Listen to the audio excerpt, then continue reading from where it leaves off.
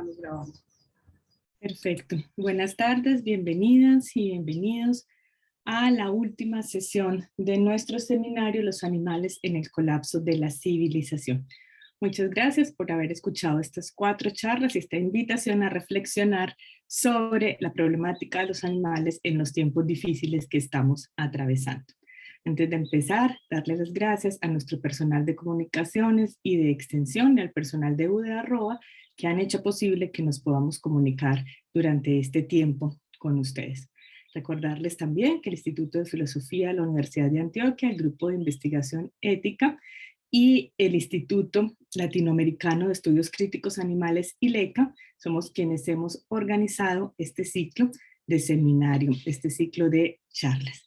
Bienvenidas y bienvenidos entonces, también bienvenidas y bienvenidos a quienes están compartiendo con nosotros a través de la grabación. Las grabaciones de todo el ciclo las pueden encontrar en el canal de YouTube del Instituto de Filosofía de la Universidad de Antioquia o de ILECA. Ahí nos pueden encontrar.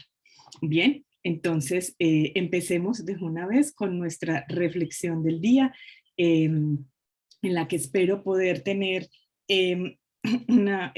siempre sus reflexiones también de vuelta. Hoy los voy a acompañar yo.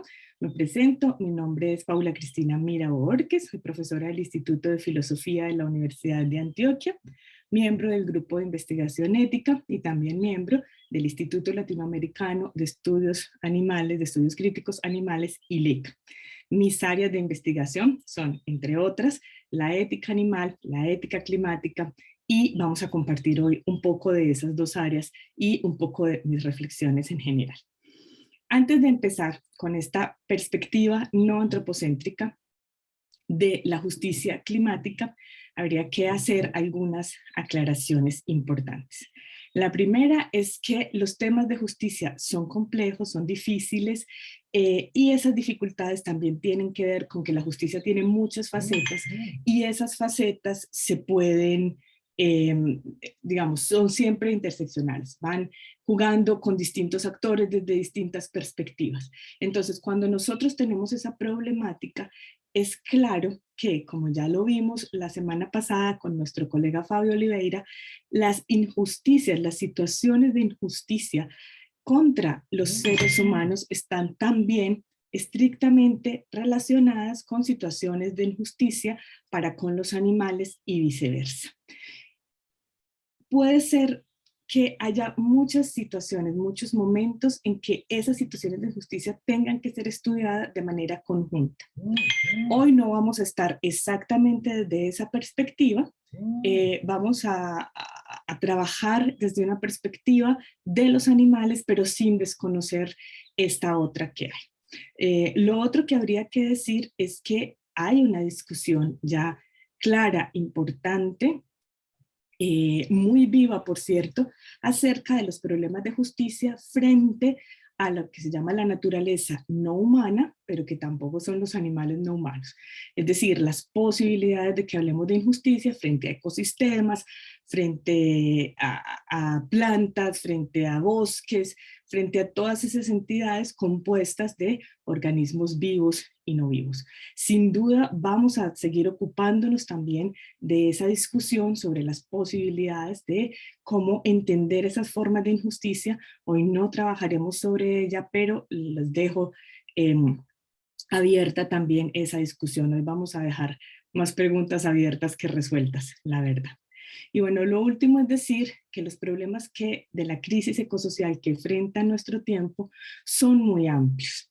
De manera que mi análisis, las pequeñas ideas que les propongo hoy, tendrán que ver con algunos asuntos de cambio climático y de pérdida de hábitats y demás, pero sin duda es solo una parte del gran problema que cobija lo que puede ser la justicia frente a los animales.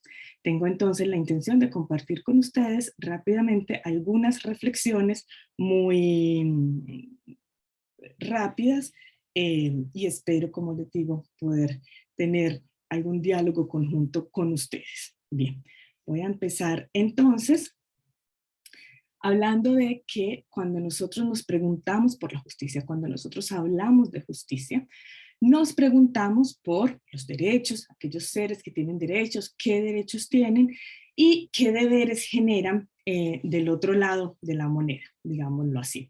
Los derechos se han convertido en el lenguaje moral universal. Sin duda hay mucha problemática en cómo se entienden, cuáles son sus límites, quiénes los tienen, qué tipo de derechos hay.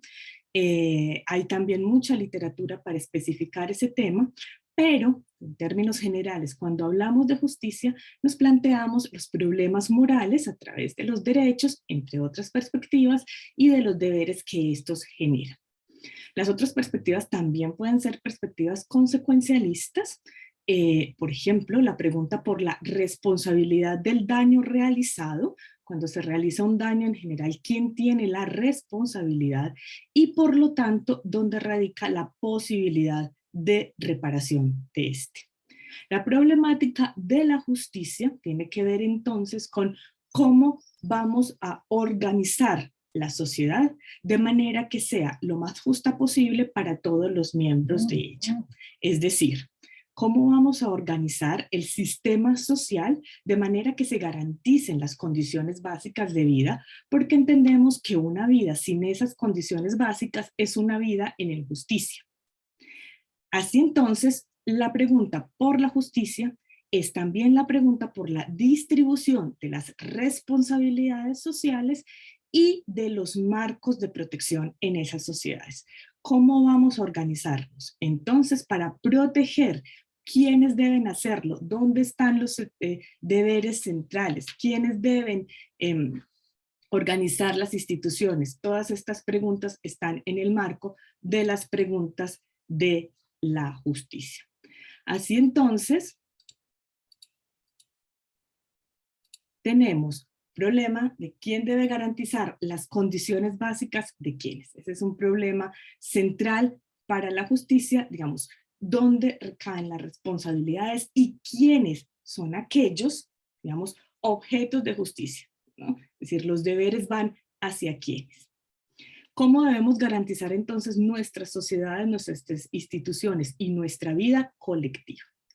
Para operar con un concepto de justicia básica, porque sin duda se une con otras esferas de la justicia. Un concepto de justicia básica, mínima, digámoslo así, que es la pregunta por qué tipo de sociedad vamos a organizar para garantizar las posibilidades de una vida decente y del desarrollo de todos aquellos que hacen parte de esa sociedad. Ese es entonces el marco, digamos, la perspectiva, la problemática de la discusión de la justicia que tenemos en general y que les quiero presentar. Dentro de esa discusión y esa problemática de la justicia, tenemos cada vez más clara la idea de que hay condiciones básicas de vida necesarias para ejercer los derechos y tener condiciones de justicia. Una de ellas, que se torna cada vez como de las más importantes, es el derecho a un ambiente sano. Cada vez lo estamos entendiendo más como un derecho básico, porque precisamente, como Rina Holland lo indica, lo estamos entendiendo como una metacapacidad. ¿Qué quiere decir eso?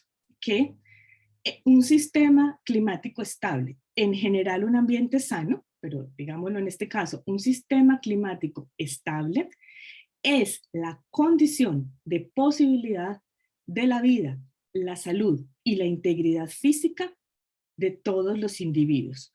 Por lo tanto, es la condición de posibilidad del desarrollo de los demás derechos. Cuando ese sistema climático se desestabiliza y empieza a generar situaciones donde ya la supervivencia de los individuos está en juego, empieza a generar situaciones donde los recursos escasean, donde hay que generar, digamos, una lucha por supervivencia y recursos, donde la vida, la salud están en peligro, entonces el desarrollo de los demás derechos pues se pausa y no puede darse. Por eso entonces, cuando hablamos de justicia climática, tenemos que referirnos a el derecho a un ambiente sano y a la necesidad de un sistema climático estable como condiciones de posibilidad de la vida decente de la que estamos hablando. Ahora, desde la perspectiva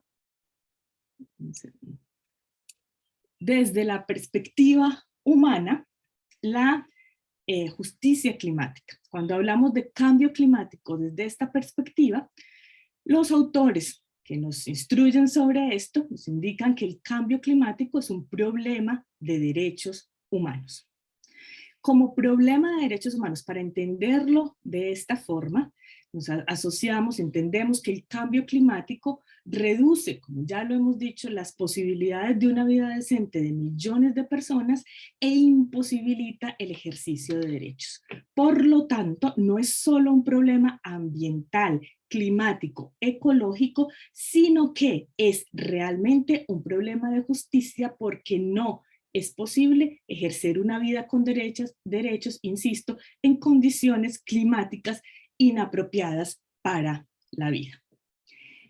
En esta perspectiva humana, entonces, hay algunas referencias muy importantes para enmarcar la discusión.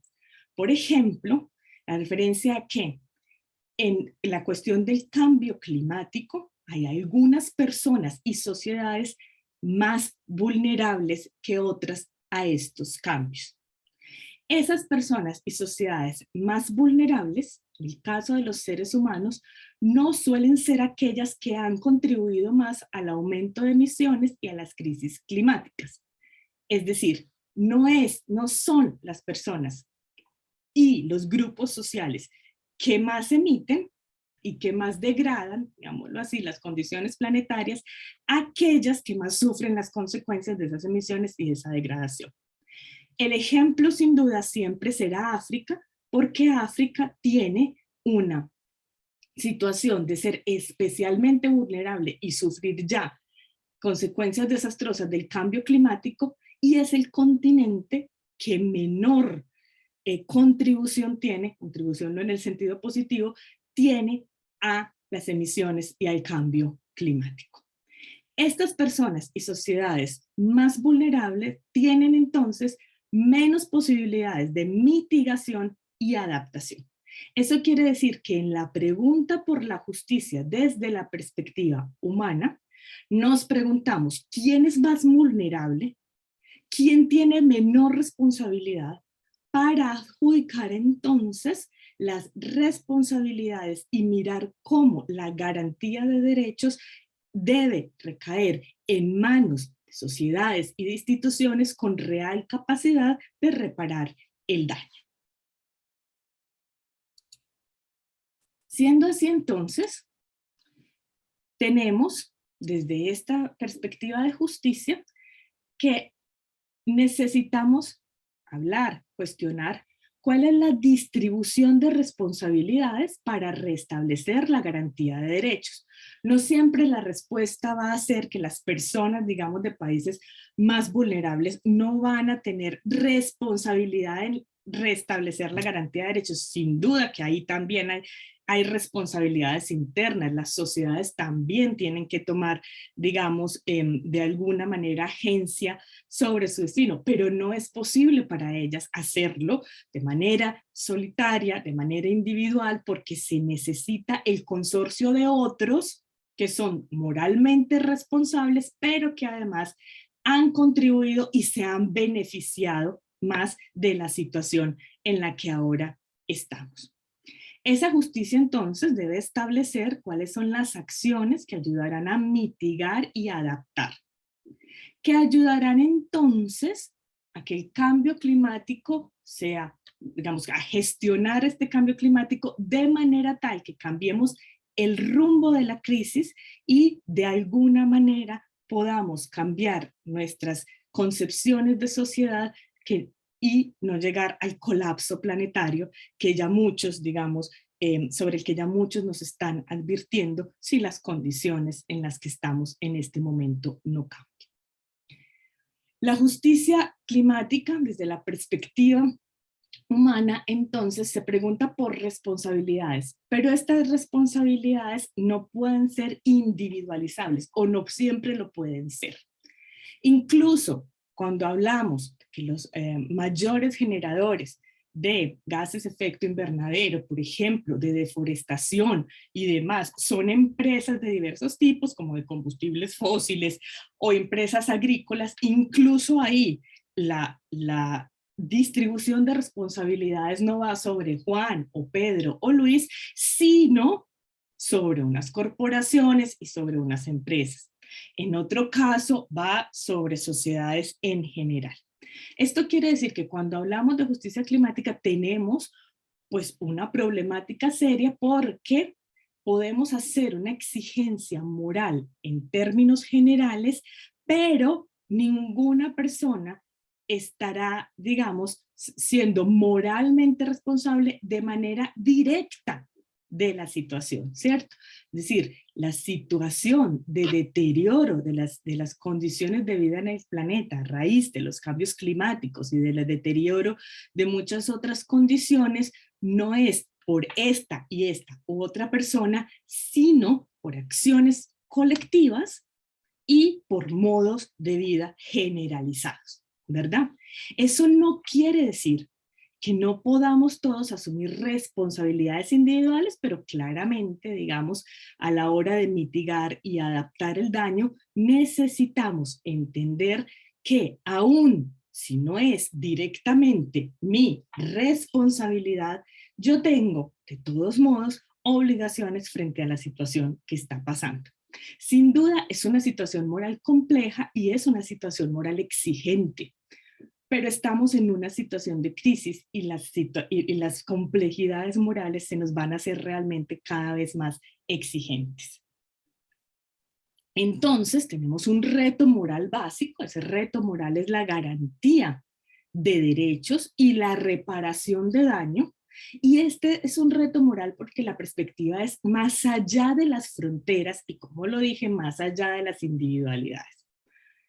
La perspectiva de justicia climática nos obliga, podríamos decir así, a pensar la vida, las responsabilidades, la vida decente, la vida posible, más allá de las fronteras. Nosotros tenemos sin duda planos de acción concretos, lo local y lo regional, y de alguna manera también lo nacional. Pero eso no quiere decir que el problema que tenemos de justicia se limite a lo local o a lo regional o incluso a lo nacional. Es un problema de todo el planeta.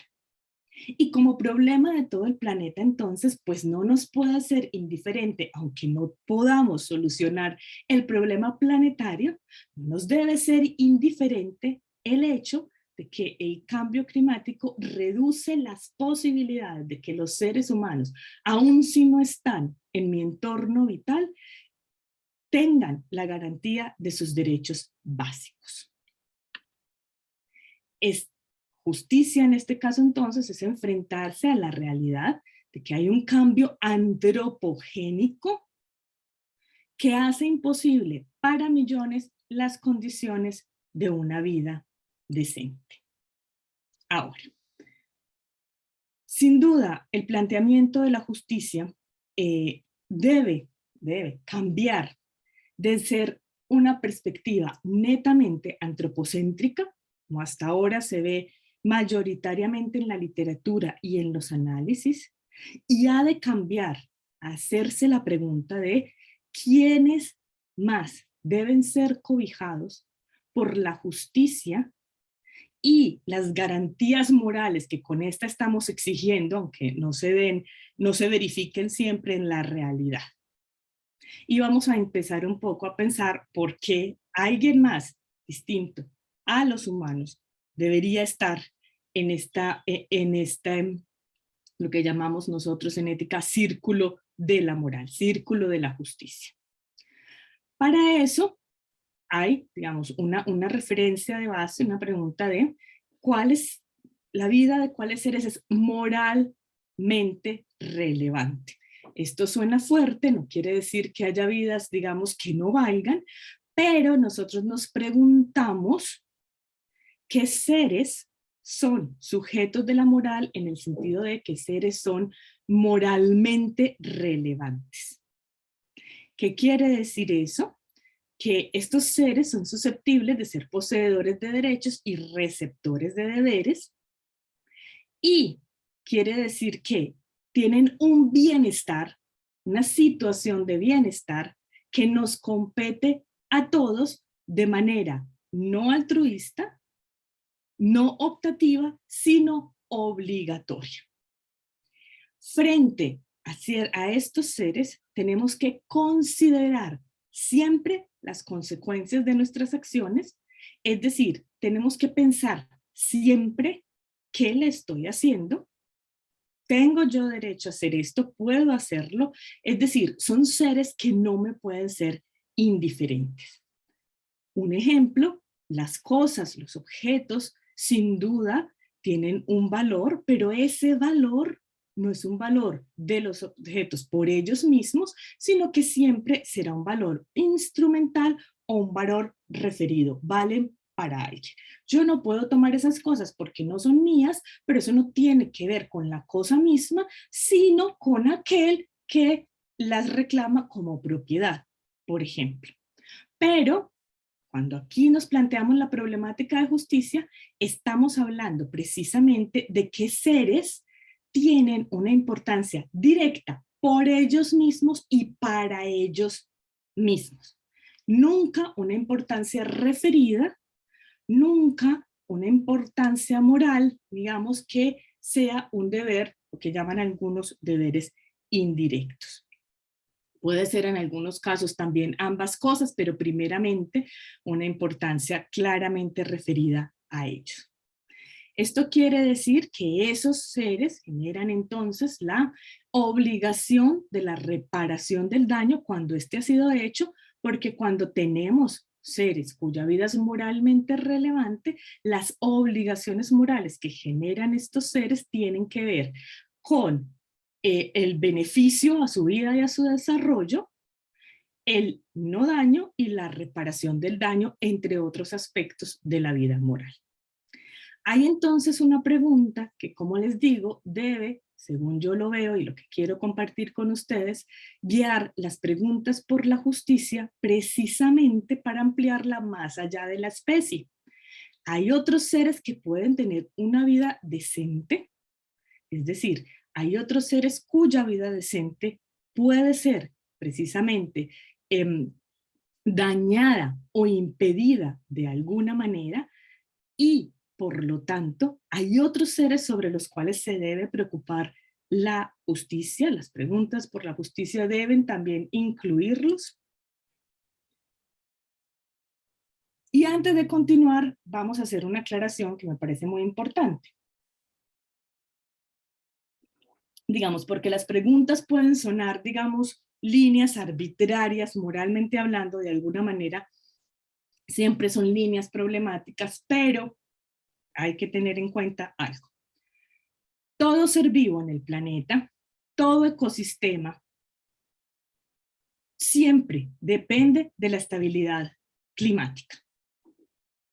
Si bien es difícil predecir los cambios que esta inestabilidad y que el aumento cada vez mayor de las temperaturas generará en el planeta, tenemos modelos para más o menos entenderlo, pero sin duda hay una dificultad en entender qué pasará con todos los ecosistemas, todos los individuos que habitan estos ecosistemas. Tenemos claro que los cambios que generará el cambio climático significan un debilitamiento general de las condiciones, de la calidad de vida y de las condiciones de vida en el planeta, para todos los seres. Y esto tiene que ver también con un problema de injusticia que ya se ha generalizado de manera tal en nuestra forma de valoración antropocéntrica de la naturaleza no humana y de los animales no humanos, que vamos a chocar cada vez más con esta problemática, y es la concepción de recursos naturales. La concepción de recursos naturales está anclada a una concepción ya injusta. ¿Por qué?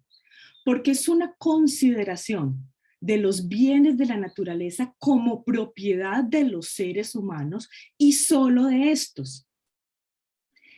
Estos bienes son acaparados y monopolizados por algunos, que no están ahí al servicio de todos los seres humanos tampoco, con fines de explotación y de generación de riquezas.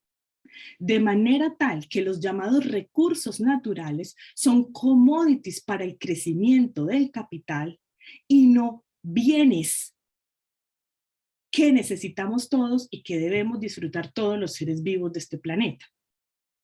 Así entonces, esta concepción de recursos naturales desconoce que estos bienes son necesarios para la vida y el bienestar de todas las formas de vida en el planeta Tierra. Esto entonces, digamos, es un paréntesis para volver a decir que no se trata de una actitud discriminadora con otras formas de vida, ¿verdad? Se trata de centrarse en el sujeto político de la ética, en este caso de la ética con perspectiva animal, con perspectiva zooética, que es el animal, pero no desconocer los problemas que hay más allá de esto. Volvamos entonces a la pregunta que teníamos un poco, y es, ¿hay otros seres que pueden tener una vida decente? ¿Y qué significa esto? Y para eso nos ayuda a la filosofía moral, a la ética, bastantes descubrimientos, bastantes investigaciones, bastantes, lo que ahora son novedades, pero uno se pregunta realmente si no llegamos un poco tarde a la historia, de la ciencia, de distintas perspectivas de la ciencia. Una de estas tiene que ver, por ejemplo, con el concepto conciencia. El concepto conciencia es un concepto harto difícil, pero es un concepto que antes se le atribuía única y exclusivamente a los seres humanos, de manera tal que condiciones como una vida buena, una vida decente, una vida, digamos, que no estuviera llena de sufrimiento, con posibilidades de libertad, placer y demás, se consideraba posibilidades exclusivamente humanas. Eso ha ido cambiando, y por ejemplo, Christoph Koch nos dice que sea lo que sea la conciencia, él mismo tiene unos textos muy amplios donde estudia el problema, los perros, las aves y las legiones de otras especies la tienen. También experimenta la vida como nosotros. Esto es, hay otra cantidad de seres en el planeta, más allá de los seres humanos, que tienen una vida que ellos mismos experimentan, es decir, de la que ellos mismos están conscientes. Eso sin duda tiene toda una discusión científica detrás. No vamos a hacer referencia a toda la discusión, pero, digamos, en términos generales, nos dice en otro artículo Christoph Koch, en una versión relativamente simple de la conciencia, entiéndase que quien tiene conciencia percibe algo. Es aquel ser que percibe algo. Lo mismo, más o menos por la misma línea, opta Carl Safina, en un libro muy bonito que se llama Beyond Words, enseguida vamos a dar la edición en español. Esta línea, entonces, de pensamiento, esta línea de investigación científica nos muestra la conciencia en términos generales, mal definida, digamos por mí, es en general una capacidad de percibir sensaciones, pero, por ejemplo, cuando algo me duele, yo sé que me está doliendo a mí. Y alguien diría, pero eso es obvio, eso es de suyo, pero es que eso se ha negado frente a los animales mucho tiempo y frente incluso a los neonatos y demás. Entonces, la idea es que hay muchos seres en este planeta que tienen esa capacidad de sentir, por ejemplo, y no solo de sentir, sino de pues tener una experiencia de ese sentir. Ambas cosas van juntas, ¿verdad? Entonces lo que nos propone Safina es una perspectiva entre, él lo divide así, hay otras formas de división dentro de la investigación científica, sintiencia, cognición y pensamiento. La sintiencia, nos dice él aquí la versión en español del texto, es la capacidad para percibir sensaciones. Lo diferencial de la cognición, que es la capacidad para percibir y adquirir conocimientos, y del pensamiento, que es el proceso de considerar algo que sea percibido. Estas tres condiciones, digamos, estas tres cualidades, nos insiste Carl Safina, están distribuidas en todo el mundo animal. Ni son exclusivas de los seres humanos, ni son exclusivas de ningún otro ser. Están distribuidas en todo el mundo animal. Por eso nos dice, como sucede con todo lo relacionado con los seres vivos, el pensamiento también se gradúa en una escala muy amplia, así como se gradúa la sintiencia y también la cognición, en una escala muy amplia. Puede adoptar la forma de un jaguar deliberando cómo apropiarse por detrás a un pecarí receloso, un arquero apuntando a su objetivo o una persona considerando una propuesta de matrimonio. La sintiencia, la cognición y el pensamiento son procesos que se solapan en las mentes conscientes. Entonces, lo que tenemos aquí no es, insistamos, la descripción de uno o dos individuos en el planeta, sino la descripción de muchísimos individuos, porque la sintiencia, entendida en forma amplia, sigue siendo una pregunta abierta, sigue siendo una pregunta de investigación. Hace poco leíamos un estudio donde se preguntan si las abejas sueñan, por ejemplo. Algo que hace algunos años hubiera sido imposible siquiera preguntarse. Pues cada vez se amplía más la investigación, entonces cada vez sabemos que no hay una forma de sintiencia, una forma de cognición o una forma de pensamiento, sino que muy por el contrario, se trata de la gradualidad dentro de muchos seres vivos en condiciones muy diversas. Incluso Carl Safina llama la atención en este texto sobre algo bien importante que le pasó, por ejemplo, a Griffin cuando sacó uno de los primeros libros que salió sobre la conciencia animal en los 70, y es como muchísima parte de la comunidad científica, pues prácticamente aisló a Griffin y estaba en una actitud de con esto no se hace carrera. Este tipo de investigaciones no son tipos de investigaciones dignas de una carrera científica. Las cuestiones han ido cambiando, pero incluso dentro de la filosofía misma, también el mismo Peter Singer y posteriormente Tom Regan marcaron un hito cuando, desde una perspectiva filosófica, decidieron dedicarse a la pregunta moral por los animales. Hasta, como nos dicen algunos autores, hasta hace no mucho, en realidad, investigar sobre animales, preguntarse por los animales, cuestionarse por la vida y la conciencia y la moralidad para con los animales era motivo para nada de carrera científica, sino más bien de burla, más bien de esto no es un problema que importe, y la conciencia animal era consuetudinariamente negada para tiempos en que incluso la misma sintiencia básica era negada. Entonces, en ese sentido, tenemos que partir de que estamos siempre, digamos,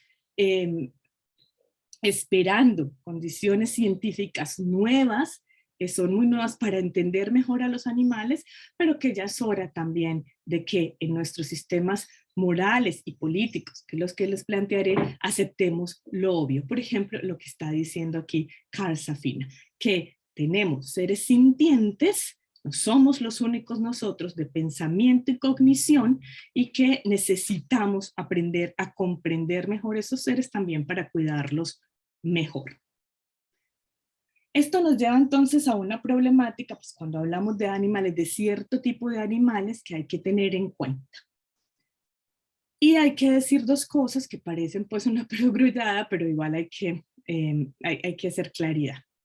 Primero, que los seres humanos también somos miembros de una especie, es decir, nosotros no somos seres especiales, racionales, absolutamente diferentes de la naturaleza, ni independiente de los procesos de la vida en la Tierra. Nosotros somos una especie también, y también somos una especie ecodependiente, dependiente de los procesos de la vida en la Tierra. Pero, por el otro lado, también hay que decir que el Homo sapiens no es la única especie compuesta de individuos. Todas las especies están compuestas de individuos. A pesar de que las apreciemos, las estudiemos, las valoremos como especies, es decir, como conjunto, es una realidad que están compuestas de individuos con vidas interiores, de una u otra manera, con vidas interiores, ¿no? Sin duda, es muy difícil para la investigación, para el trabajo con animales, también para la filosofía moral, individualizar los animales. No hay duda de eso. Digamos, hay animales más fáciles de comprender en su individualidad, sin duda los grandes primates, los mamíferos, las aves, los peces, pero conforme la complejidad animal es menor, pues sin duda va siendo más difícil comprender los animales en su individualidad, ¿verdad? Individualizar caracoles, individualizar insectos y todo esto, no verlos en su conjunto, no tratarlos en su conjunto, no valorarlos en su conjunto es muy difícil. No vamos a decir lo contrario. Esa es la razón por la que, por ejemplo, en sus inicios, las problemáticas de la ética animal se concentraban en cierto tipo de animales cuya sintiencia era más clara, más evidente, que eran más claramente individuos y no en otros. Lo que tenemos y lo que yo ofrezco como perspectiva es seguir siempre abiertos y abiertas a la idea de que la investigación pues, va a seguir aclarando muchísimas cosas del mundo animal y que las líneas de la moral se extiendan pues hasta donde sea posible. Hay problemas para extenderla a todos los seres, sin duda, sin duda. No vamos a decir que no, pero hay que hacer el mayor esfuerzo para respetar hasta donde sea posible a los animales sintientes. Los animales son individuos que poseen una vida interior más o menos compleja. Hay animales altamente complejos, como me estoy refiriendo siempre a animales no humanos, pero resumo con animales. La expresión animales no humanos la usamos siempre para resaltar que animales somos todos, pero nos estamos refiriendo a todas esas especies de animales que no son homo sapiens. Hay que decirlo así. Pero lo hacemos, digamos, para siempre, para resaltar que esa división entre humanos y animales es falsa. Esa queja que hay por ahí mucho, no me compare con un animal, es falsa. Nadie lo está comparando con un animal. Usted es un animal, ¿no? Pero bueno, por una cuestión de ahorro del vocabulario del lenguaje, pues vamos a usar la palabra animales simplemente en general. Tienen esa vida interior más o menos compleja. Como les digo, hay algunos como más que sentimos además más cercanos, que pueden expresarse mejor para con nosotros, que entendemos mejor, y hay otros que son más alejados, cuya complejidad nos es más extraña, pero en general esa complejidad nos guía por las diversas formas en cómo se puede beneficiar y dañar a un animal, y por lo tanto, por el debate, por la problemática, por los deberes que esto genera en los seres humanos. Si los animales, por ejemplo, tienen una forma de actividad social altamente compleja, una forma de actividad de jerarquía altamente compleja, si son animales que transmiten cultura, si son animales que permanecen con la cría mucho tiempo. Todas estas cuestiones nos da una perspectiva de cuáles son las posibilidades de dañarlos, por lo tanto, cuáles son las necesidades de respeto que tienen de nuestra parte y de deberes que generan de nuestra parte. No serán los mismos siempre, sin duda. Hay alguna claridad mayor frente a los animales que no son más conocidos, digamos. Habrá muchas diferencias. Como les digo, es un mundo moralmente complejo en el que actualmente estamos viviendo. Entonces, desde la perspectiva ética, porque la sintiencia es un hecho científico. La ciencia es investigación científica. Nosotros derivamos consecuencias éticas de el hecho científicamente constatado de la sintiencia.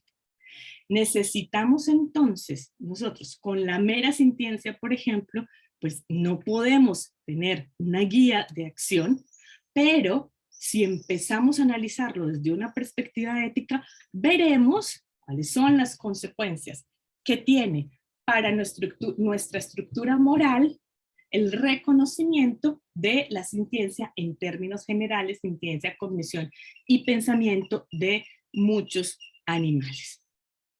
Éticamente hablando, entonces, eso tiene consecuencias como que hemos de reconocer a los animales como individuos con diversas formas de vida que pueden ser mejores, peores o incluso imposibles por causas humanas.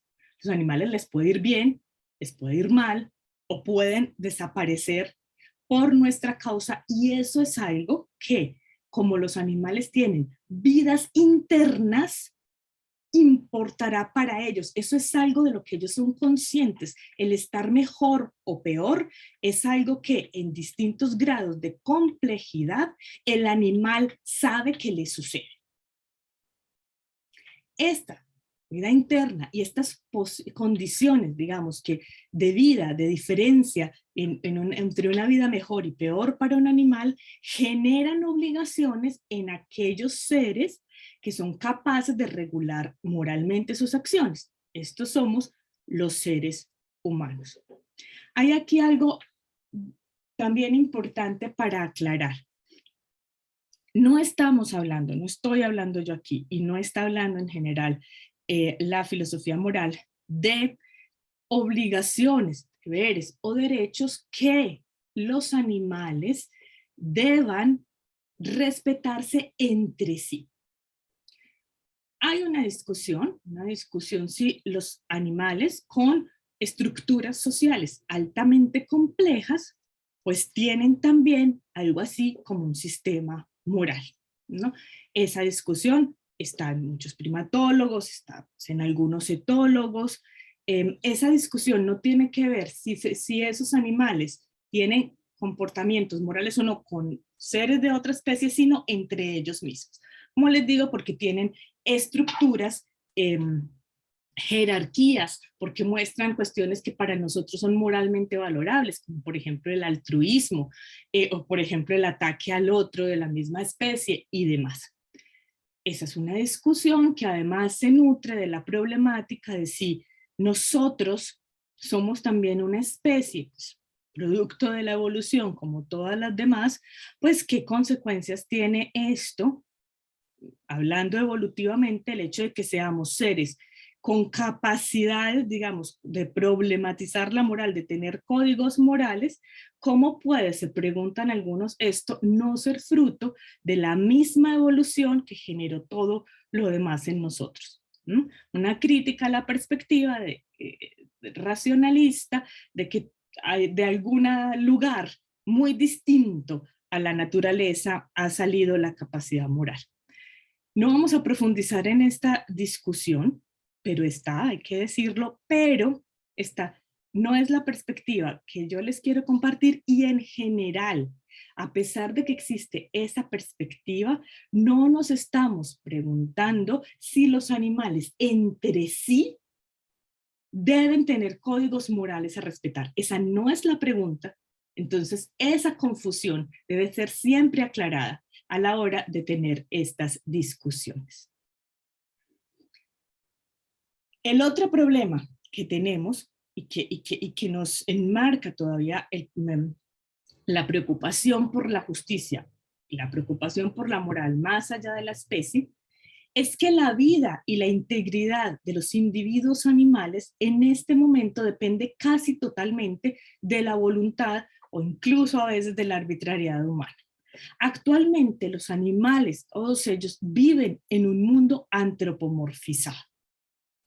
Es un mundo formado para las necesidades, los intereses y los deseos de algunos seres humanos, que sin duda no de todos, ¿verdad? Pero eso quiere decir que, por ejemplo, cualquier especie de animales, los individuos que viven en cierto ecosistema, podrán de la noche a la mañana empezar a perder su hábitat porque los seres humanos empezaron a ampliar su frontera agrícola, como sucede mucho.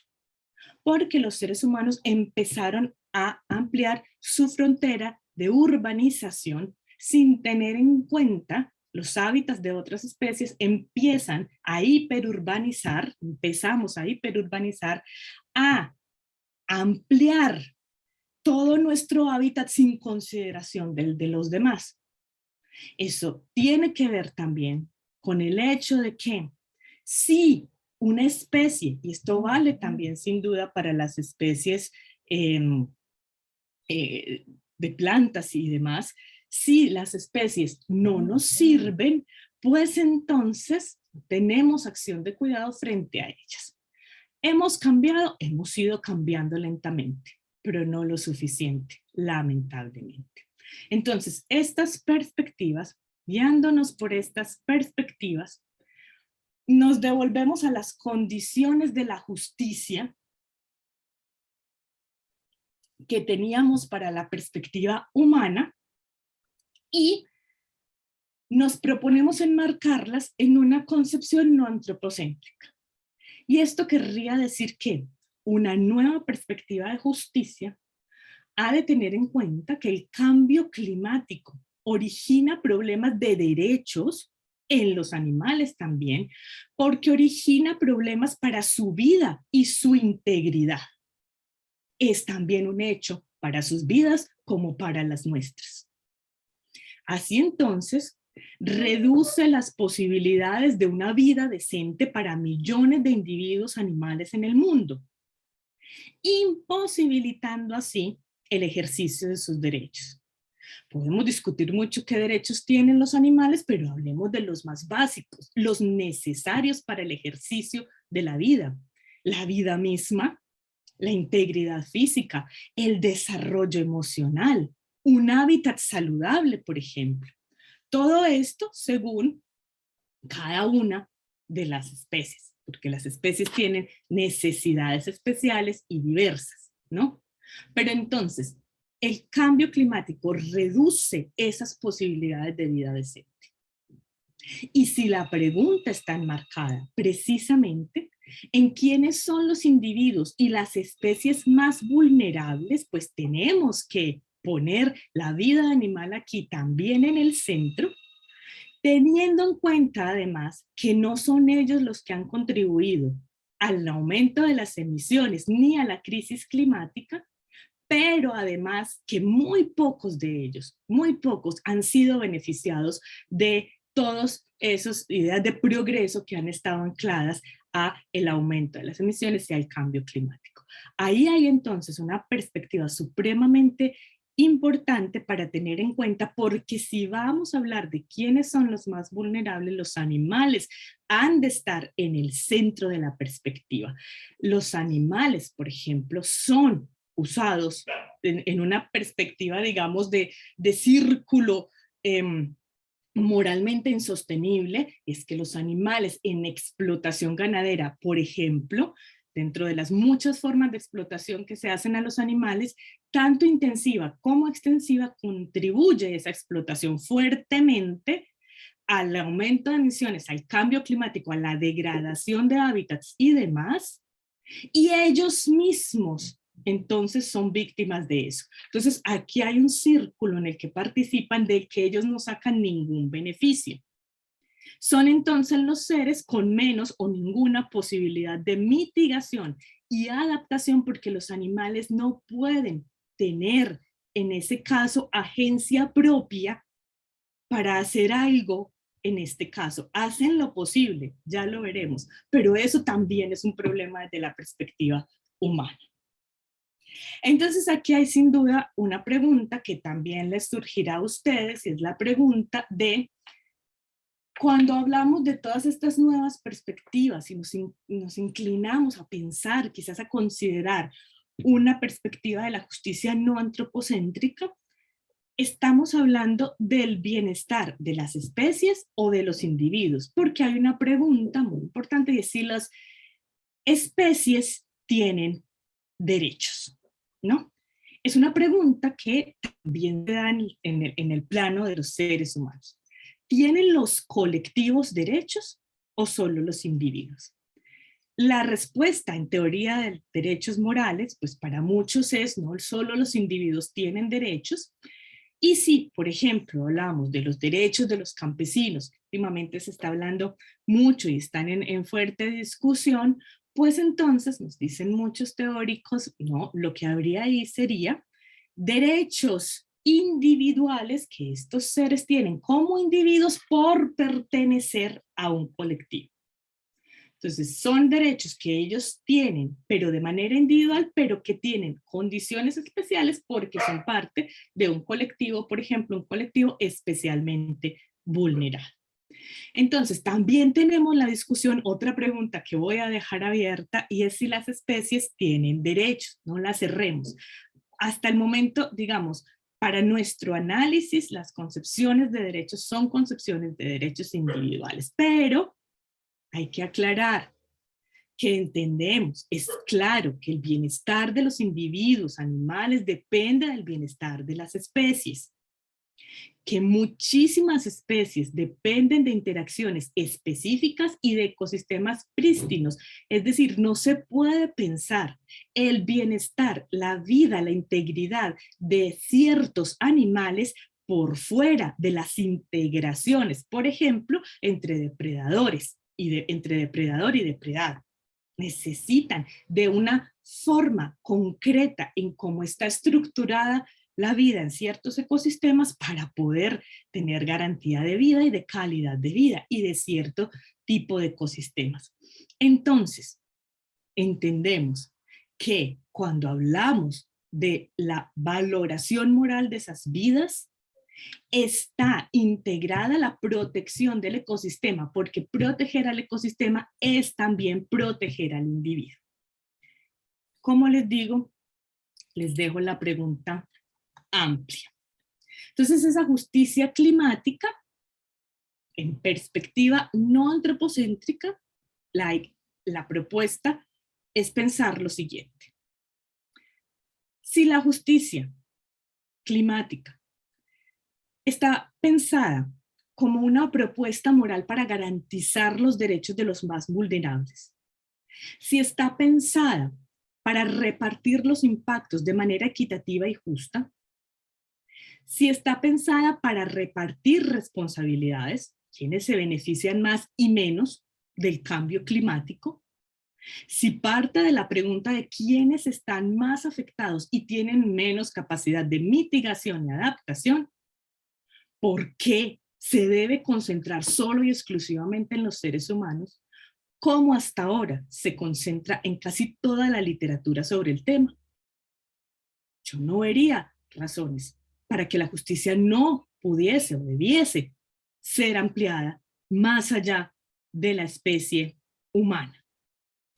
Yo voy a dar unos datos rápidos, digamos, para tener alguna perspectiva de los problemas en los que están los animales no humanos con los que coexistimos, cada vez como peores vecinos, digámoslo así.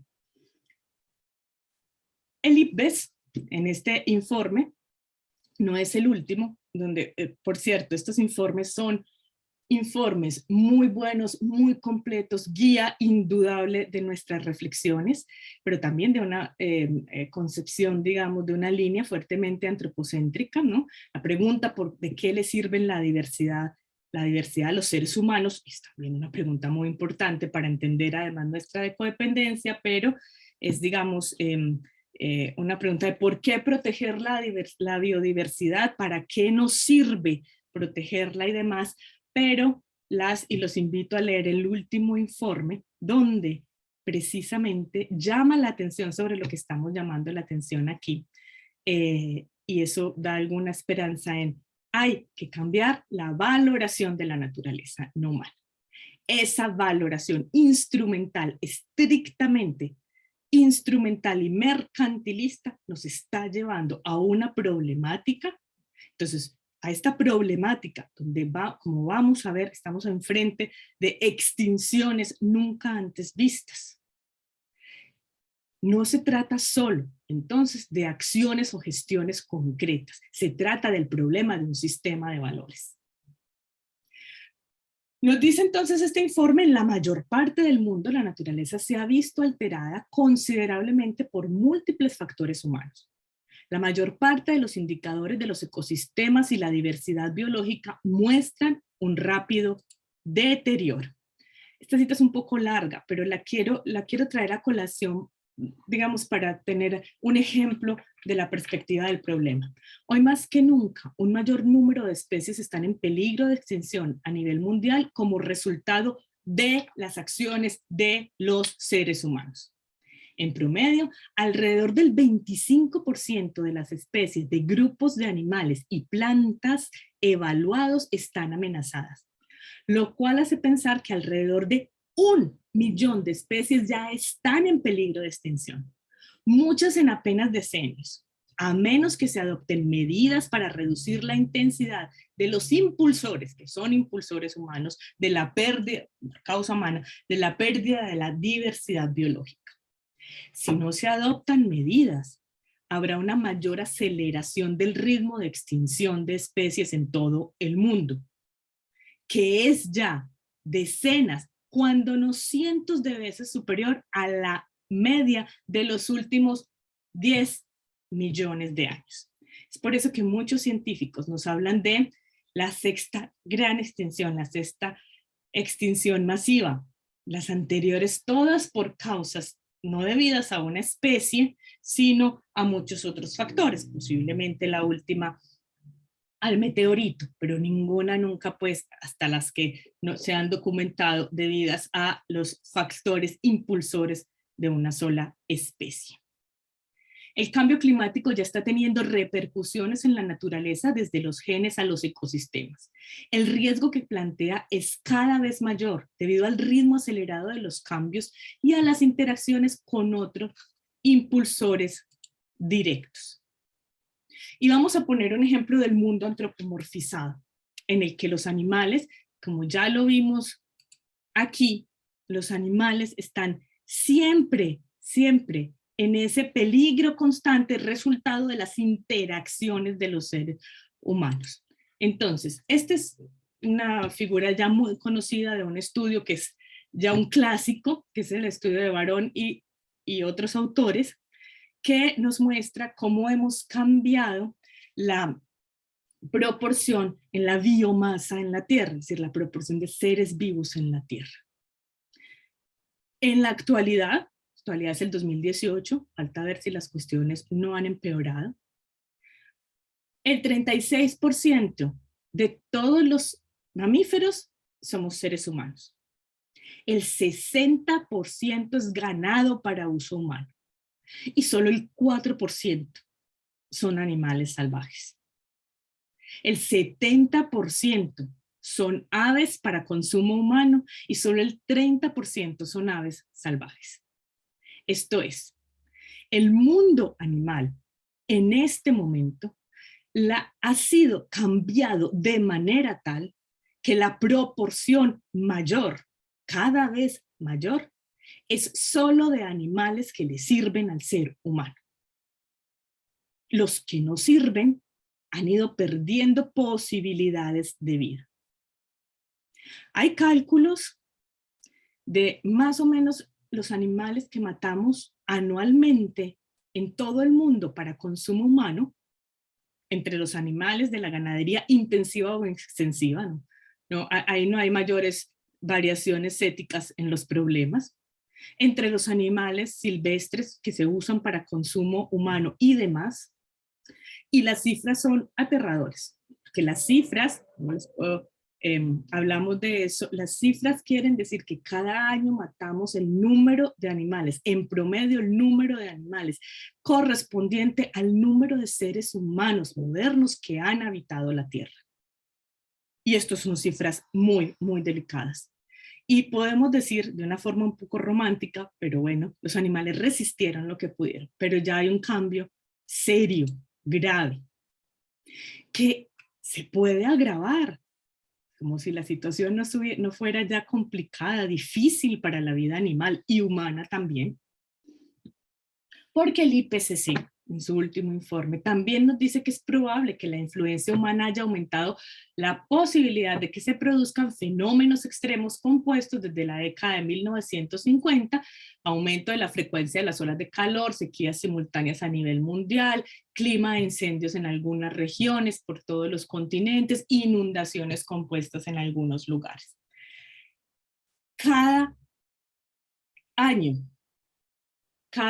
hay que actualizar las cifras de récord de temperatura.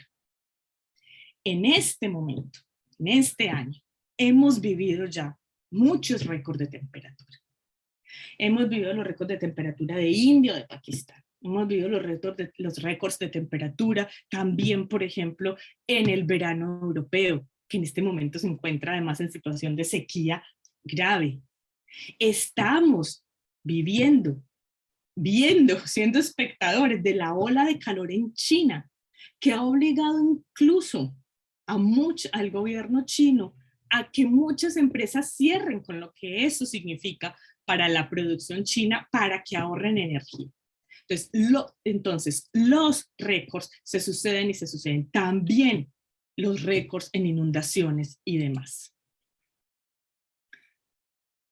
O'Brien y demás nos dicen, por ejemplo, que el Plan Estratégico para la Diversidad Biológica de las Naciones Unidas pide que se reduzca la extinción de especies, ya que es cada vez más evidente que las actividades humanas amenazan con llevar a las especies al declive y nos ponen una estadística de la forma en cómo se están extinguiendo a causa de la presión humana las especies de vertebrados en el planeta. También se surge la pregunta para muchos, ¿quiénes sobrevivirán cada vez que esta situación se complique más? En todo caso, muchos científicos, en esto nunca hay seguridad, pero nos advierten que las primeras que tendrán serios problemas para sobrevivir serán, como lo están siendo y lo siguen siendo, las especies endémicas, porque su capacidad de trasladarse, de cambiar de hábitat, para trasladarse a lugares cuya temperatura se parezca más a como era la temperatura de su nicho anteriormente, es menor, porque dependen de ecosistemas específicos. Y probablemente las especies que puedan moverse más y adaptarse más tendrán mayores posibilidades. Aún así, las posibilidades de la vida, conforme esto se siga empeorando, y hablemos de la vida animal, son cada vez menores. Hasta el punto de que nos dice Douglas Schale, es posible que el único vertebrado que sobreviva en África sea el pez cavernícola ciego en las profundidades. Los ganadores serán los pequeños, preferiblemente endotermos, y son vertebrados muy adaptables, omnívoros y demás. No parece un mundo muy bonito, dice otro científico en el informe. Nos está quedando un mundo maravilloso para que solo los microbios realmente sobrevivan. Es tan dramática la situación que la situación de explotación de los animales se hace cada vez más difícil. En el suroeste de los Estados Unidos, en informes del 2020, se constata que se ha vuelto tan caliente que los animales no pueden sobrevivir a ese calor y los granjeros ya no están en posibilidades de garantizar la vida a través de condiciones artificiales. Entonces, cuando hablamos en términos generales de toda esta destrucción de la vida y demás, cuando hablamos de la pérdida de especies, la invitación desde la perspectiva de la problemática ética también es a verlo desde la perspectiva de los individuos. Los individuos sufren estrés, pierden la capacidad de realizar actividades cotidianas, de buscar y encontrar alimento, de buscar pareja, parearse, cuidar sus crías, para poner ejemplos. Pierden autonomía, pierden libertad, mueren en condiciones terribles de estrés, de inanición, de sed, de heridas, de dolor. Y cuando muere, cuando se va ralentizando el crecimiento de una especie, cuando una especie va bajando en número, hasta estar en peligro, incluso en extinción, el resto de las especies de su entorno ecosistémico, de su ecosistema, también sufren. Entonces no es solo de algún tipo de individuos. Si las cosas siguen como van, corremos un riesgo muy serio, y es el riesgo de que la competición por los bienes de la naturaleza se exacerbe, que ya está, se exacerbe cada vez más. Y sin conceptos de justicia, cambio de valores y seria problematización de la forma de vida actual, lo que vamos a tener, que es algo que ya se está evidenciando, es que vamos a tener un problema de justicia. Esos bienes de la naturaleza van a ser, el acceso se les va a restringir a cada vez más individuos de la naturaleza no humana. En este momento, en las olas de calor, la pregunta es, ¿hay agua para los animales? Por ejemplo, en entornos urbanos, ¿dónde está el agua para los animales? ¿Dónde está el agua para todos aquellos animales, lo que llamamos domésticos, que no tienen un hogar? Los árboles también mueren de estrés hídrico, por ejemplo. Si nosotros no tenemos una concepción de justicia y de justicia distributiva de bienes comunes, al final vamos a seguir exacerbando este problema y estos bienes que ya están siendo mal distribuidos en la especie humana serán negados a muchos seres de la especie humana y a los de otras especies también. En ese sentido, entonces, hay que aceptar la responsabilidad moral sobre el declive de los individuos de miles de especies, sobre la generación de animales esclavizados en el sistema agroindustrial actual, que contribuye fuertemente al cambio climático, sobre las responsabilidades que, aunque no puedan ser individualizadas, deben ser asumidas colectivamente, y es necesario integrar a los animales en nuestros sistemas morales y legales, que es algo que está pasando, pero realmente lento. Las perspectivas de justicia, las perspectivas que vemos de justicia, tienen que ser perspectivas diferenciales. Todos los animales importan, pero la forma de proteger sus vidas es distinta. Tenemos entonces que entender que protegerlos en la medida de lo posible y valorarlos en las distintas formas de vida, pero eso quiere decir que los animales que llamamos domésticos, por ejemplo, requieren una atención especial, por ejemplo, porque los animales no tienen autonomía para proveerse de refugio, para proveerse de alimento y habitan los mismos hábitats que nosotros tenemos. Necesitan entonces estar en estos hábitats bien, y esas especies necesitan, por ejemplo, reducirse por el bien de esas especies para que, como en el caso de los seres humanos, haya un control de la población y por lo tanto una posibilidad mayor de acceso a todos los bienes de la naturaleza. Pero eso es muy distinto a lo que tiene que ver con especies salvajes y otro tipo de especies, porque ahí la justicia debe operar de acuerdo a las condiciones de esas especies. Entonces, no se trata de que haya animales que importen o que no, se trata de que los animales han de ser incluidos moralmente de forma diferenciada, teniendo también en cuenta los deberes de ayuda, aun si la responsabilidad no es propia. Estos deberes los asumimos individualmente o como tenemos la conciencia moral de que son una obligación, se los transmitimos a nuestras instituciones. Y eso garantizaría que cada vez estemos más en capacidad de proteger a la fauna, a los animales en situaciones de desastre. Y que no pase lo que está pasando en este momento. Pongamos un ejemplo en España, donde ha habido ya varios incendios, el último el de la Culebra, donde los animales están huyendo del incendio y se encuentran con los tiros de los cazadores que los matan. Uno puede imaginar cosas crueles y esa supera un poco.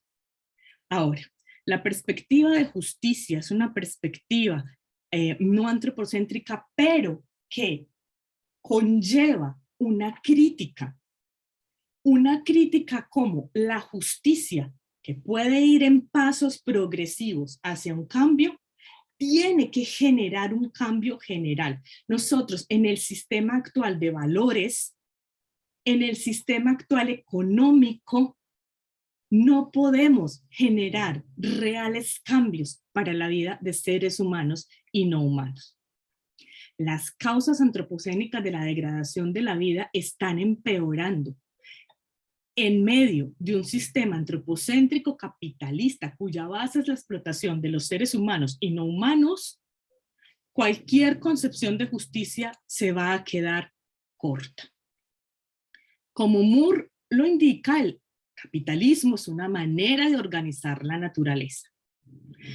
Y el capitalismo parte del hecho de que puede hacer lo que quiere con la naturaleza, porque es externa, porque es cosificada, cuantificada, racionalizada para estar al servicio del crecimiento económico, algo que también pasa con muchos seres humanos. El asunto es que nosotros estamos en un sistema de valores en el que seguimos operando a partir de la idea de que somos una especie superior y de que dentro de nuestra especie hay seres superiores a otros.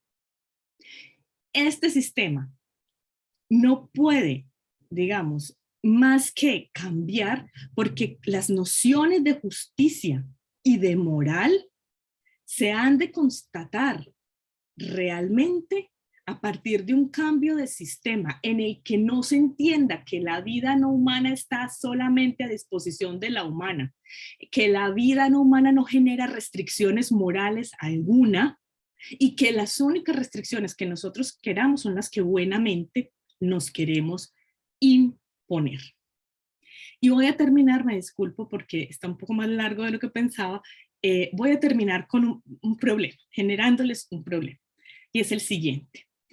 El cambio climático y la pérdida de hábitats cada vez mayor en el planeta está obligando y obligará a muchos millones de animales a buscar otros hábitats que o están ya ocupados por otros animales o por los seres humanos. Es decir, generarán migraciones que se considerarán migraciones.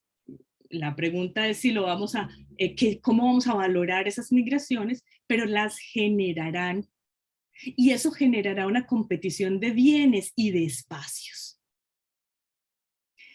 Esos animales serán refugiados climáticos o invasores.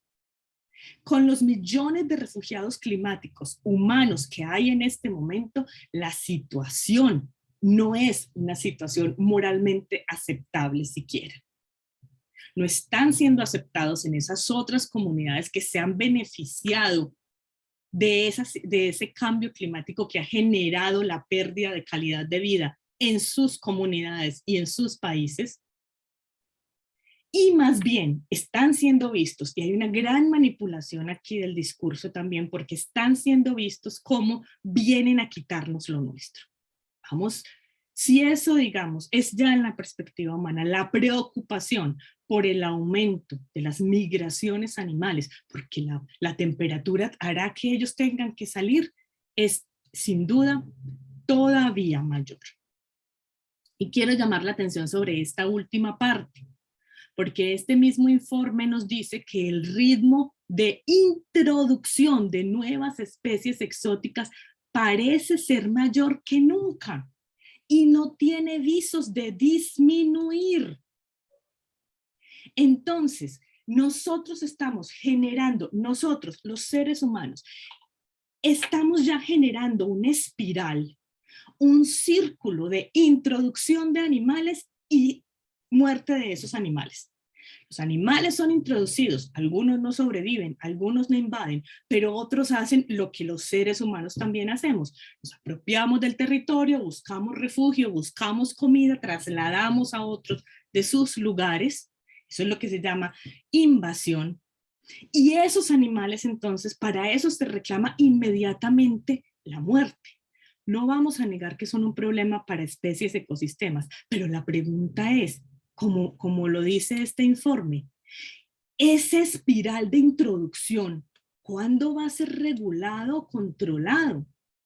Porque estamos generando una espiral de muerte en el que miles de individuos pierden la vida anualmente por ser especies invasoras, desde castores hasta gatos, distintos tipos de roedores, todo tipo de especies. Se les mata en forma que muchos intentan publicitar como eutanasia y no lo es. En algunos lugares se les mata a través de caza deportiva, que además se autoriza a los seres humanos a divertirse en los helicópteros persiguiéndolos con su rifle y matándolos, como pasa en Australia, en Estados Unidos. Se les envenena, muchas veces generando muerte altamente dolorosa. Hay invitaciones generalizadas de las comunidades o los gobiernos a matarlos, como quiera que sea. Se usan, dicen algunos biólogos, a veces hasta bombas e incluso dispersión de enfermedades. Entonces, si para ese problema no estamos viendo una perspectiva de soluciones estructurales que eviten esta espiral, ¿qué va a pasar cuando tengamos refugiados climáticos? Ya tenemos muchos animales en esta condición, pero esa condición aumente como parece que va a aumentar. Cuando vamos además a generar preocupaciones por la no introducción y por la recuperación y protección de los hábitats de los animales de manera tal que no tengan que salir de ellos. Ay, es que de pronto aparecieran tantos animales de este tipo cerca de mi casa. Claro, porque urbanizaron todo su hábitat y demás. Hay que reconocer la huella humana en esta problemática, hay que reconocer que sin un cambio esto seguirá empeorando y hay que ver éticamente, científica y éticamente, qué vamos a hacer con los animales que ya están obligados a cambiar de hábitat. Ya los dejo descansar, me disculpo por lo largo de la intervención. Muchas gracias. Voy entonces, me disculpo también por no haber tenido aquí en cuenta el chat general. Voy a proceder a leer el chat de preguntas y respuestas. Discúlpenme un momentico que tengo que pasar a...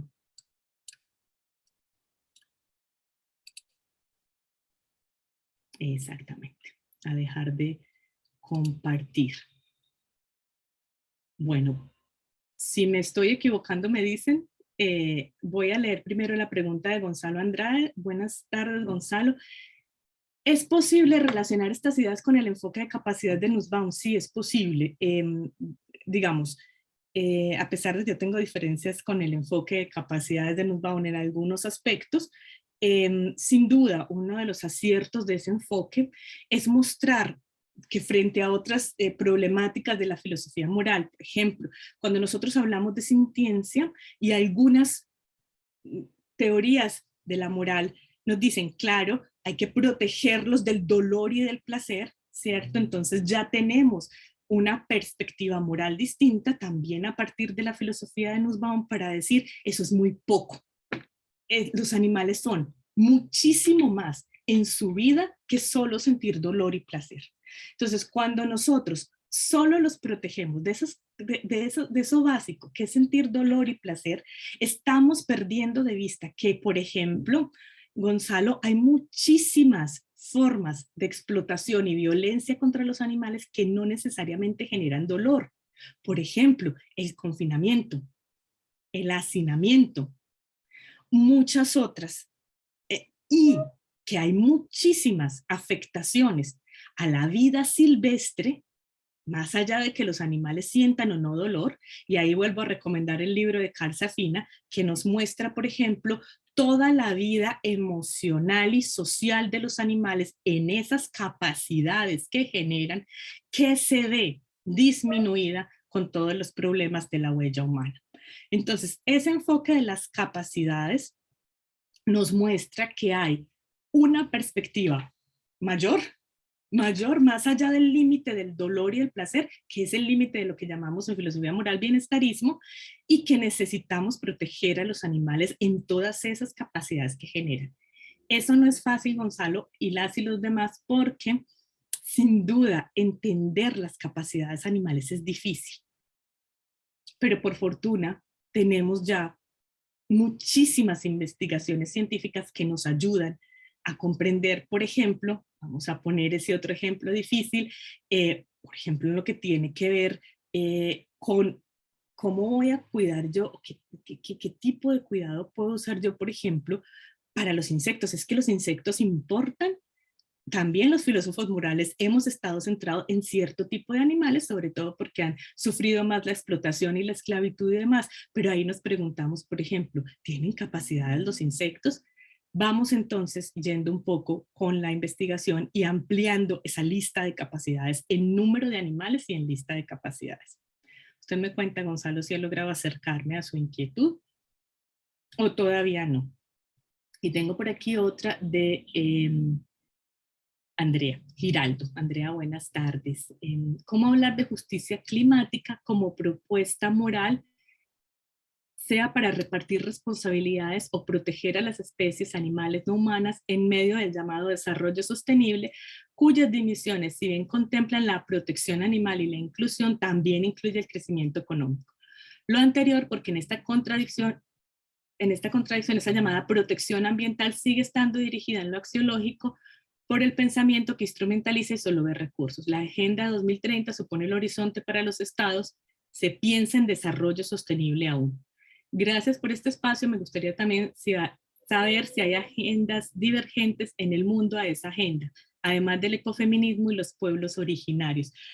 Muchas gracias, Andrea. No podría yo decir la verdad mucho más de lo que usted ha dicho, porque creo que lo ha expresado muy bien. Sí, la propuesta desde el punto de vista moral, desde el punto de vista político, desde el punto de vista de una sociología de la vida, digámoslo así, de nuestra perspectiva, es desenmascarar, voy a decirlo de manera fuerte, me disculpan la expresión, desenmascarar la falacia del desarrollo sostenible. El desarrollo sostenible, otro día hablamos más sobre el tema, tendremos algunos eventos, ya se los anunciaremos para discutir ese tema. El desarrollo sostenible, como usted muy bien lo indica, Andrea, es la idea de que podemos seguir entendiendo la naturaleza exclusivamente como recurso a explotar, pero la pregunta es cómo lo explotamos bien, que no se agote como se está agotando, ¿cierto? Es una perspectiva netamente antropocéntrica, pero que además, esta es otra línea de discusión, tampoco es una línea que comprenda realmente las necesidades de todas las sociedades y los pueblos que quieren liberarse de todas esas estrategias explotativas que se entienden como estrategias de crecimiento. Tenemos ahí los conceptos de límites y de decrecimiento. Este seminario lo hemos llamado, le hemos puesto la palabra colapso, muy controvertida sin duda, pero es para llamar la atención sobre eso, Andrea. Estamos viviendo en un planeta con límites de muchos tipos, pero con límites, y estamos intentando seguir imponiendo un sistema que no conoce límites. No podemos seguirlo haciendo. La sostenibilidad. Y por eso hay esa crítica tan importante del Lev que reemplaza el concepto de sostenibilidad por uno comprensivo de sustentabilidad, que haga una crítica al sistema. Pero la sostenibilidad es la forma, y en esto acepto todas las críticas y las discusiones, pero es la forma de explotar mejor la tierra, no la forma comprensiva de replantear nuestros valores con la naturaleza. Por eso solo me puedo unir a eso. Hay muchas otras agendas. Ahí está la agenda, digamos, la filosofía moral tiene la agenda en perspectiva animal, pero también tiene la agenda de la ética ambiental en muchas perspectivas. También tenemos, Andrea, el ecosocialismo, que es sin duda una forma muy interesante de ver cómo se genera precisamente esa necesidad de cambio a partir de una necesidad, cambio en las relaciones humanas también, y de las relaciones económicas, y también están las nuevas teorías de límites y de crecimiento. Sin duda las de los pueblos originarios. Con las de los pueblos originarios, digamos, no vamos a decir que hay un problema, son muy interesantes, pero cada vez ese es el asunto, necesitamos teorías que nos orienten, que nos digan algunas líneas de acción que sean aplicables para todos incluso para los que no pertenecemos a pueblos indígenas, a los llamados pueblos originarios, sino a los que habitamos ciudades, esas ciudades depredadoras que cada vez requieren más recursos y que cada vez generan más pérdida en el mundo natural. También la invito, si usted tiene, si no respondía a su pregunta o a su inquietud. Muchas gracias, Andrea. Bueno, por aquí está ya. Bueno, gracias a usted entonces, Gonzalo, por atender con este informe, con esta idea de las capacidades, muy interesante. También en manos de Amartya Sen, que no la pone en perspectiva de los animales, pero sí en una crítica muy seria a la perspectiva en el plano pues netamente de los seres humanos, que sin duda también es importante. Sí, está basada en la Agenda 2030, ese es el horizonte. En este nuevo informe del IPBES, como les digo, yo noto y eso es una agencia de la ONU, yo noto, y en el último informe del IPCC, Andrea, que ya incluso incluye la palabra de crecimiento, yo sí noto, sinceramente, una perspectiva de cambio. Pues estos son cuestiones intergubernamentales, entonces, claro, se genera ahí unas discusiones pues de los intereses de los distintos países aquí, pero ya hay una introducción a esta necesidad de cambio, y yo creo, Andrea, que sí hay ya en ciernes una problemática más allá del desarrollo sostenible, la línea de sostenible, es que como usted nos dice, Andrea, pareciera ser relegado globalmente la línea de la sostenibilidad, ya que la Agenda 2030 ni la nombra. Entonces, mira que ahora, con mis estudiantes trabajamos mucho el problema de todo lo que tiene la palabra sostenible, ¿cierto? Esa palabra que incluso en la primera cumbre de la Tierra, por allá en el 92, pues ya empezó a hacer historia cómo vamos a sostener el sistema económico sin arrasar con lo que se entiende como recursos, ¿no? Para que haya recursos para todos. Ahora tenemos que enfrentarnos a una realidad. Es decir, incluso desde el 92 ahora las cosas han cambiado de forma tan rápida, pero ya lo sabíamos, digamos, pero hoy pues ya es innegable que tenemos que enfrentarnos a la realidad de que eso no es posible, lo primero. Lo segundo es si eso es siquiera deseable. Si este sistema de valores y esta inmersión de la palabra sostenible protege siquiera a los seres humanos de la degradación de su vida decente. Yo creo que la palabra es no. Y por eso la idea es invitarlas e invitarlos pues a seguirse haciendo las preguntas ustedes también y acompañarlos. Exactamente, sostenibilidad versus sustentabilidad es la propuesta del ES. Budinas tiene la propuesta como de distintos tipos de sostenibilidades, por ejemplo. Hay distintas formas de ver la crítica, pero siempre desde la perspectiva, Andrea, de que esa concepción de desarrollo sostenible es una concepción aliada al sistema que nos tiene en este problema. Yo le añadiría que nosotros tenemos, porque desde la filosofía moral lo entendemos así, además un problema de valores, un absoluto distanciamiento moral con la naturaleza no humana en general. Ese distanciamiento, esa falta de comprensión, esa negativa a incluirlos en nuestro universo moral no es nueva, no es que el antropocentrismo sea nuevo, digámoslo así, pero sin duda ha encontrado una forma violenta de expresión, muy violenta, en el capitalismo. Esa unión de un sistema de valores desconocedor totalmente de la realidad no humana. Falta ver que también nos va con los seres humanos y tampoco es el caso, la verdad. Pero desconocedor totalmente de la realidad, de la importancia de la vida no humana, más un sistema anclado en la explotación, en el crecimiento de países, en la explotación de personas, de países, de comunidades, de animales, de naturaleza, pues tiene que cambiar. o nuestra situación realmente será la de colapso. Pero la invitación siempre es a reflexionar juntos para que no lleguemos a esa situación. Entonces, la buena noticia es que todavía podemos cambiar, pero hay que hacerlo pronto.